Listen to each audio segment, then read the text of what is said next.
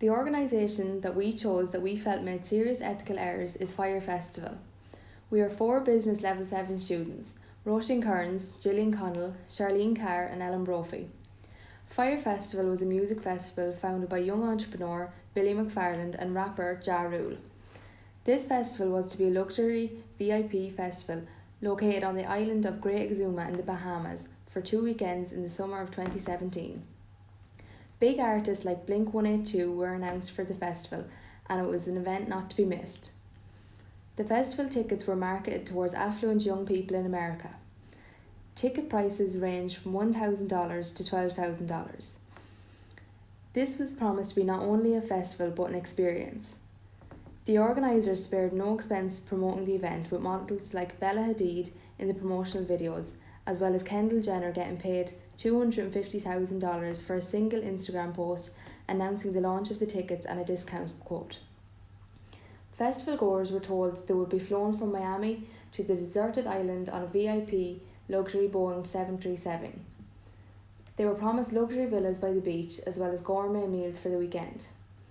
Private planes, white sand beaches, gourmet food and VIP villas were far from what they actually received. What started out as an event not to be missed quickly turned into a huge disaster that will never be forgotten. We chose Fire Festival for our ethics project as there were documentaries of the planning and event released in January 2019. We all watched the documentary and we were shocked by the lack of care from all the event organisers. They were using the festival to promote the Fire app. The app allowed you to book big artists for the events through the app rather than the artist managers. The way organisers treated employees of the festival and the festival attendees shocked us. The organisers' mindset was extremely unethical. Their only focus was making a profit and did not consider the implications of their actions. The festival was changed to a location called Sandals Resort. This island already had a community on it, even though the festival was advertised as a deserted island. Organisers begged the people who lived on the island to help lend them a hand. They worked very long days and never got paid. One restaurant owner put $50,000 of her own money into the catering for the local workers on the build-up to the festival. She promised her money back, but this never happened. The weekend started out badly as hundreds of people were left stranded in Miami airport waiting for a VIP Boeing 737 that never showed up. Fire Festival either had no code of ethics or it simply vanished along with its original website. To make a comparison, Coachella have a code of conduct on their website.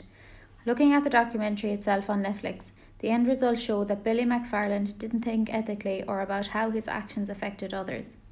He firstly convinced well-known models and online influencers to advertise an amazing event without having the hashtag ad as a disclosure of payment to them. When things began to go wrong, he continued to try to bluff his way through while lying to his potential attendees.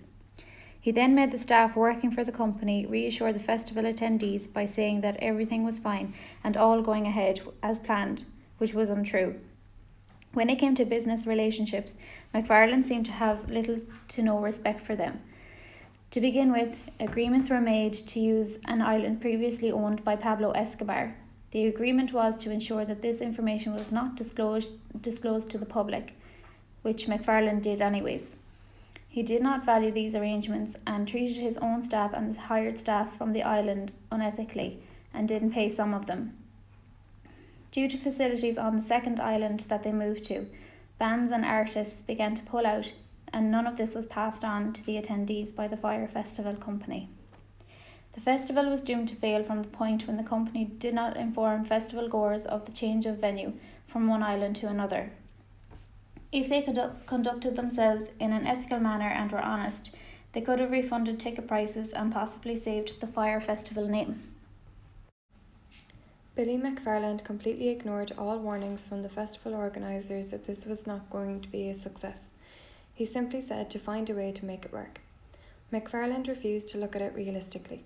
This had detrimental consequences, and Billy McFarland was sentenced to 6 years in prison and ordered to pay the US $26 million.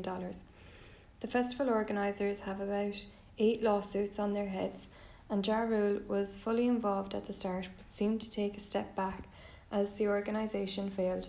But since he still had some involvement, Ja Rule and Billy McFarland were each charged with $100 million lawsuit.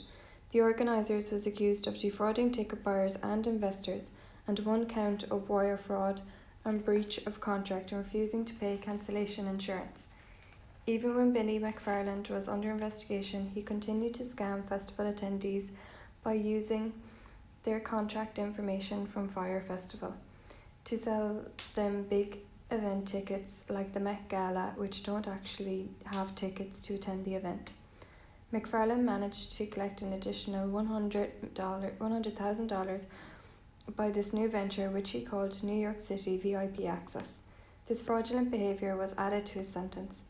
Following the disaster that was Fire Festival, social media went into a frenzy, with festival goers sharing their experience, and it was the biggest disaster any event had ever seen. The reputation of McFarland, Ja Rule and the Fire app were greatly damaged, and Fire Festival and the Fire app were shut down. McFarland is no longer allowed to organise such events for the foreseeable future, but Ja Rule has said the Fire Festival 2.0 may be on the cards.